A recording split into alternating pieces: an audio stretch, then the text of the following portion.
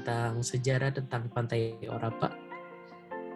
Ya, Pantai Ora ini dia terletak di Seram bagian barat.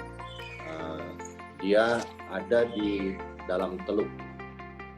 Jadi dulu pada zaman peperangan, zaman Belanda itu, pantai ini karena dia di dalam teluk, biasanya Belanda sembunyi kapal-kapalnya di situ biar tidak kelihatan oleh musuh.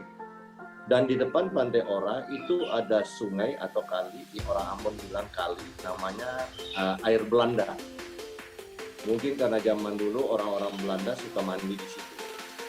Dia dari kali yang sambung ke laut, tapi di situ airnya sangat dingin. Nah, Pantai Ora ini dia sekarang merupakan sebuah destinasi wisata yang cukup terkenal di seluruh dunia. Tetapi memang untuk mencapai Pantai Ora itu membutuhkan waktu yang cukup lama.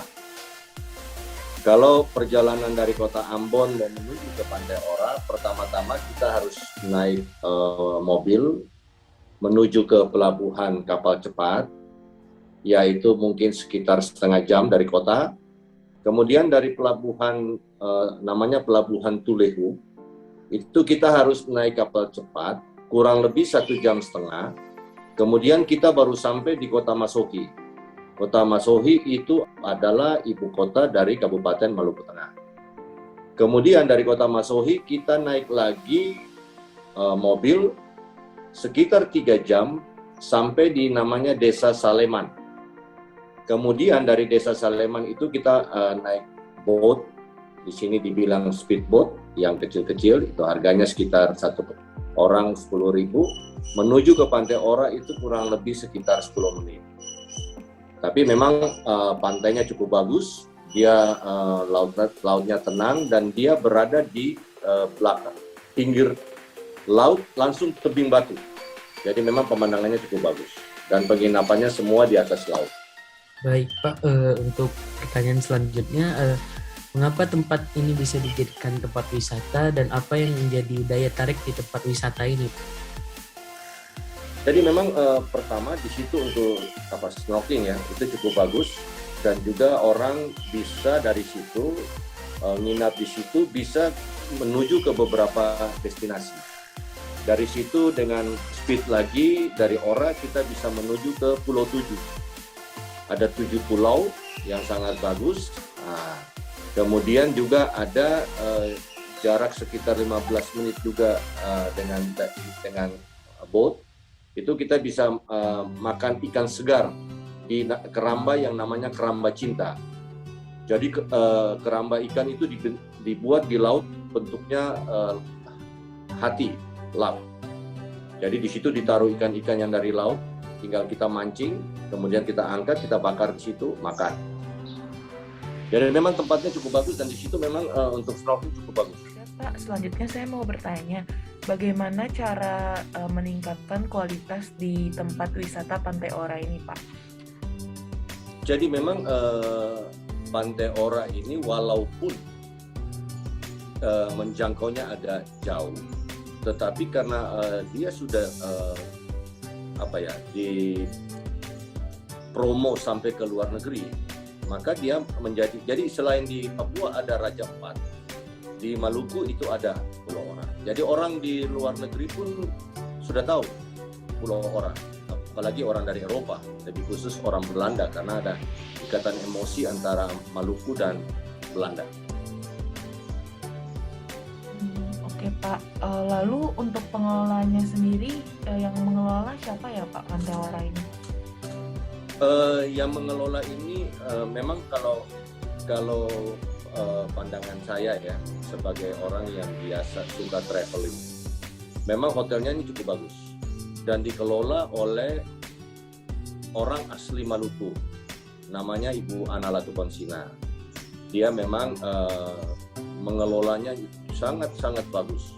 Memang harga hotel per hari per malam ya itu cukup mahal karena memang dia mengelolanya itu sudah bertaraf seperti hotel bintang 4 atau bintang 5. Jadi memang makan pun disediakan di situ.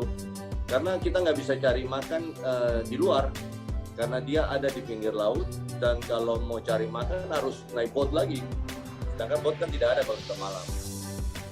Bisa kita ke desa-desa sekitar untuk cari makan, sehingga memang ini dikelola oleh orang Ambon yang memang mempunyai wawasan yang sudah jauh ke depan.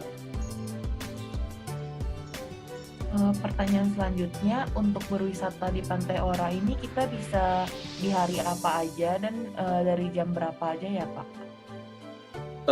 Di situ kan ada hotelnya, jadi kita bisa kapan saja, tetapi yang menjadi masalah kita harus booking dulu karena tempat ini selalu penuh. Jadi kita harus booking, baru kita bisa tahu hari apa kita bisa ke sana. Tapi ini dibuka tiap hari. Jadi biasanya orang tuh nginap, apalagi kalau liburan, itu pasti penuh. Jadi kapan aja mau ke sana bisa. Pertanyaan selanjutnya